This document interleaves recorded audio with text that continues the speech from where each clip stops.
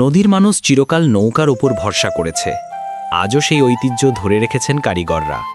প্রথমে কাঠ বাছাই, শিমুল, সেগুন, জাম, গামারি, যা দীর্ঘদিন পানিতে টিকে থাকে।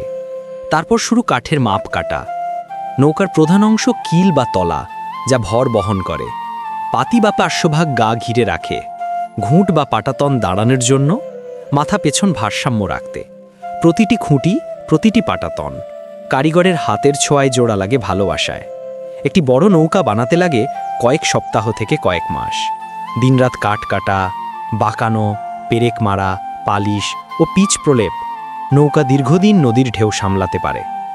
কাঠের কাজ শেষে শুরু হয় রং করার পালা। কালো, লাল পিচ, কখনো রঙিন আঁকিবুকি। নৌকা শুধু বাহন নয়, গ্রামের সৌন্দর্যের প্রতীক। সব কাজ শেষ হলে নদীর জলে নামানো হয় নতুন নৌকা। কারিগর ও গ্রামের মানুষ আনন্দে ভরে ওঠে। নৌকা তাদের জীবনের সঙ্গী, ভরসা ও গর্ব।